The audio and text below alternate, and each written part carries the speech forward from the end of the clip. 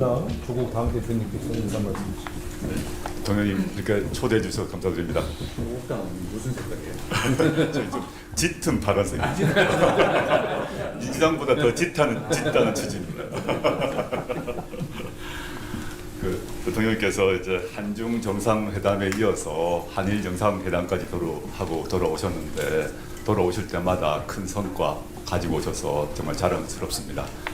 그리고 아까 대통령께서 말씀하셨습니다만은 대통령은 민주당만이 아니라 국민 전체를 대변하는 자리다 이런 말씀 항상 감명 깊게 듣고 있고 그런 실천하신 점에 있어서도 참 기쁩니다. 이런 점에서 보면 드디어 우리나라가 정상국가가 되었구나 이런 생각을 하고 국민의 한 사람으로서 또 정당의 대표로서 기쁘다는 말씀 드리고 싶습니다. 그리고 대통령께서 조금 전에 말씀하셨습니다만은 후보 시절부터 5극 3특 전략 주장하셨는데 조속히 실현되기를 바라고 있고 이렇게 해야만 국가균형 발전 해결된다고 봅니다. 그리고 지역 경쟁력 강화 된다고 보고 있기 때문에 조국혁신당은 이미 행정 통합을 지지한다는 말씀을 드린 바 있습니다. 근데 저로서 하나 더 붙이고 싶은 말씀은 이번 6월 지방선거가 다가오는데 실제 이미 여야 사이에 이견이 없는 지방분권, 지역균형 발전 그런 조항을 헌법 1조에 넣는 그런 원포인트 개헌을 하면 어떻겠는가 생각입니다. 물론 이 원포인트 개헌을 할 때 역시 또 여야 이견이 없는 헌법 전문 개정, 이제 60 항쟁, 5.18, 그 다음에 부마민주 항쟁 이런 경우는 얼마든지 원포인트 개헌을 할 수 있지 않나 싶고요.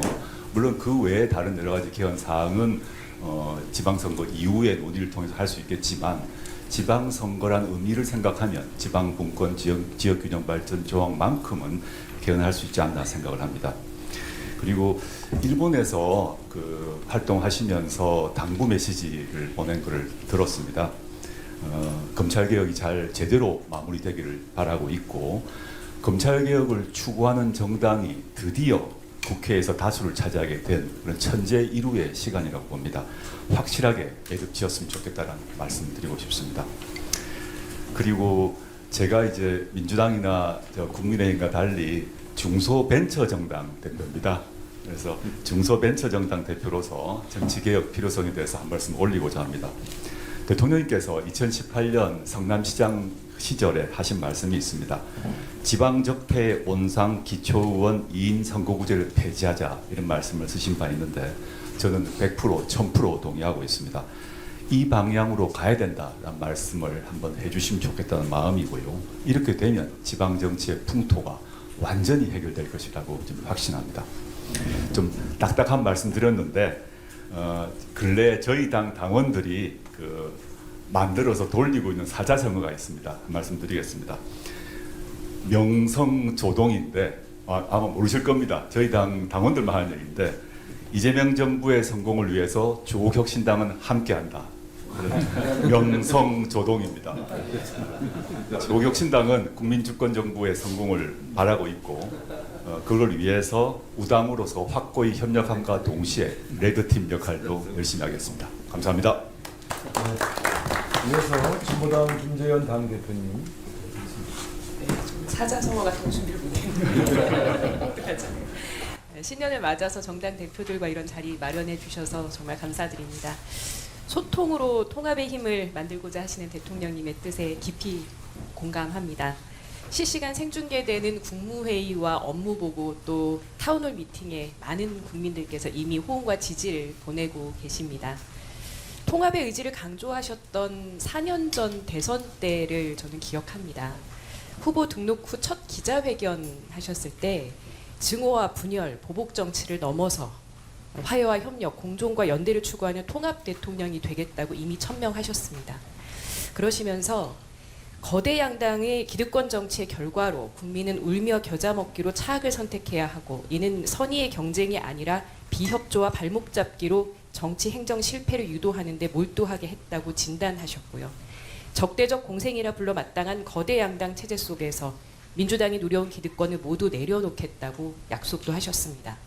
당시 더불어민주당은 국민통합 정치개혁안을 발표했고 대선 후 야당이 되어서도 74명의 국회의원들이 정치개혁을 촉구하는 국회 농성을 벌이면서 지방선거 직전까지 국민의힘을 설득하던 모습이 생생합니다. 그로부터 4년이 흘렀습니다. 이제는 정치 개혁을 이룰 때가 됐습니다.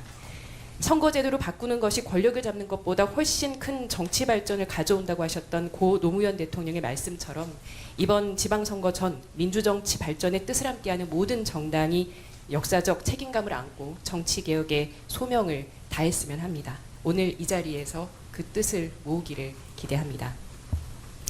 한 가지 더 말씀드리면 지난해 국회 통과한 노란봉투법이 3월 9일 시행을 앞두고 있는데요.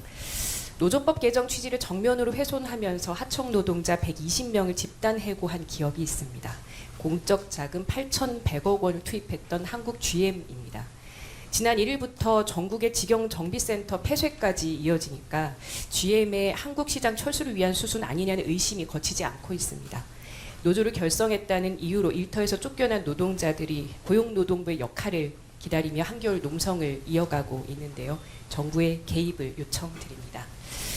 끝으로 행정통합 관련해서도 의견 드리겠습니다. 지역균형 발전은 절실한 목표라는 것에 동의합니다. 그러나 양질의 일자리 창출과 산업 육성 정책이 동반되지 않는다면 통합은 형식에 그칠 수도 있습니다. 통합 추진 과정에서 또 다른 소외 지역이 생겨서도 안 될 것입니다. 충분한 정보 공개와 실질적인 주민 의견 수렴, 지역 간 이해관계를 조정하는 민주적 절차가 선행돼야 함도 강조드리고 싶습니다. 이 밖에도 오랜 수건인 시민참여 개헌을 비롯해서 정부와 국회, 시민사회가 함께 머리 맞대고 풀어야 할 숙제들이 너무나 많습니다. 진보당은 대전환의 시대를 열어내는데 진보 야당으로서의 역할을 책임있게 해내겠습니다. 양극화, 불평등 극복을 위한 진보적인 정책들도 적극적으로 제안드리겠습니다. 오늘 자리에 함께 하신 정당들과 연대하고 협력하고 또 경쟁하면서 국민의 요구에 화답하는 한 해가 되기를 기대합니다. 고맙습니다. 네, 천하람입니다.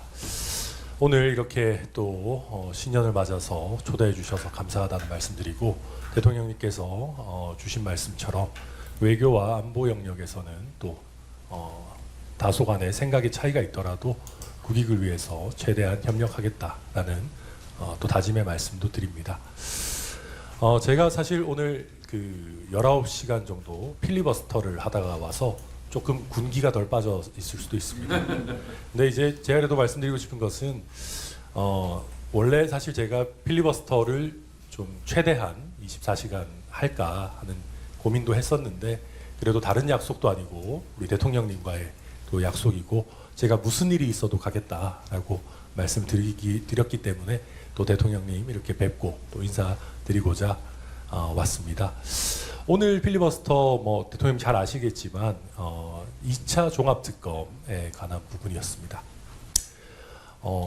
저는 오늘 이렇게 필리버스터를 좀 생각보다 일찍 종료하고 대통령님 뵈러 와야겠다라고 생각한 것이 필리버스터를 더 하는 부분도 의미가 있겠지만 사실 실질적으로 이 2차 종합특검법에 대해서 제2요구를 하셔서 다시 한번 국회가 논의하도록 하실 수 있는 권한을 가지신 분이 대통령님이시기 때문에 오늘 뵙고 2차 종합특검법의 제2요구권을 행사해 주십사 하는 부탁의 말씀을 드리려고 왔습니다. 당연히 3대 특검에서 부족한 수사들이 있다라고 하면 해야 되겠죠. 그런데 3대 특검법에 보면 이제 그 부분들은 경찰 국가수사본부로 자연스럽게 다 인계가 되도록 되어 있고 실제 인계가 되어서 지금 국가수사본부가 담당하고 있는 그런 상황입니다. 그런 상황에서 사실 특검은 여당의 무기는 아니거든요. 대통령님께서 행안부 장관 산하에 있는 경찰의 국가수사본부에게 열심히 수사하시라. 이거는 대통령님 관심 사항이시기도 하고 여당의 최대 관심 사항인데 최선을 다해 수사하라라고 하면 저는 국가수사본부장이 눈에 불을 켜고 어쩌면 2차 종합특검을 하는 것보다 더 잘할 수도 있다라고 생각합니다. 그리고 그렇게 해주신다면은 저는 이게 국가수사본부와 경찰에게도 굉장히 뜻깊은 일이 될 것이다. 굉장히 중요한 중차대한 사안에 대해서 대통령님께서 대통령님 지휘하에 있는 경찰과 국가수사본부를 믿고 사건을 맡겨주신다고 하면 또 경찰로서도 굉장히 중요한 사건에 특수수사 역량을 이번 기회에 더 한 단계 업그레이드 시키는 그런 좋은 계기가 될 수도 있다고 생각합니다. 기존에 검찰 개혁 뭐 여러 논의들이 있을 때, 수사 기소 분리 같은 게 있을 때, 검찰의 수사 역량을 강조할 때 대통령님께서도 그렇고 민주당에서도 무슨 소리냐, 경찰도 수사하면 잘할 수 있다, 그런 말씀들 많이 해주셨었는데, 저는 이번 기회에 여당이 죽은 권력을 부관 참시하기 위해서 특검을 재차하는 이런 나쁜 선례를 만들기보다는 필요하면 특검에서 활약했던 국가수사본부의 수사관들, 그리고 뭐 특검에 파견 나갔던 검사들도 합쳐서 뭐 합동수사본부를 만드셔도 되지 않겠습니까? 그렇게 한다면 오히려 2차 뭐 특검을 하는 것보다 더 효율적이고 또 뭐 비용도 훨씬 적게 드는, 인건비를 아끼면서 이게 뭐 돈의 문제보다도 국가 예산을 또 허투루 쓰지 않는 그런 대통령님의 중요한 모습도 보여주실 수 있다고 생각하고요. 그리고 그것보다 제가 오늘 좀 드리고 싶은 말씀이, 이게 뭐 절대 그럴 사람들은 아니지만 윤석열 정권에서 최상병 특검이나 김건희 특검 같은 것들을 수용했다면 저는 역사의 물결은 굉장히 많이 바뀌었을 거라고 생각합니다. 물론 그 직접적인 문제가 있는 부분들이랑 좀 다릅니다만은, 그래도 여야를 가리지 않고 대통령님께서도 통일교의 이 정교 유착 문제를 굉장히 강하게 질타도 하셨었는데, 뭐 여야 가릴 것 없이 통일교 특검이라든지, 특히 또 이번에 지방선거를 앞두고 있는데 뭐 돈공천 관련한 어떤 특검이라든지 이런 부분들 혹여 여당이나 뭐 대통령님 가까운 분 포함해서 수사 대상이 될 수 있다 하더라도, 아니 특검이라는 게 내가 쓰는 칼뿐만이 아니라 정말 공정한 수단이다라는 것을 대통령님께서 보여주신다면은 저는 이게 대한민국 대통령제와 정치 역사에 어마어마한 성취와 진보가 될 거다, 그렇게 생각하고, 이제 뭐 오늘 지방선거 관련 얘기도 많이 해주셨는데 지방선거 전에 돈공천 특검을 하게 된다라고 하면 뭐 이번 지방선거 때 누가 무서워가지고 뭐 공천원금 받겠습니까? 한국 역사상 가장 깨끗한 지방선거를 이번에 치러내는데도 도움이 될 수 있다라는 말씀 드려서, 우리 대통령님께서 이게 특검이 공정하게 잘 사용될 수 있도록 좀 살펴봐 주시기를 부탁드리고, 그리고 마지막으로 오렌지색도 고려해 주시겠다라고 하신 말씀 진심으로 감사드리고, 저희가 아무래도 좀 젊은 세대들의 이런 또 지지나 관심을 많이 받고 있는 정당이니만큼 요즘 청년 세대들 뭐 AI니 뭐니 해서 쉬었음 청년이니 해서 정말 어렵습니다.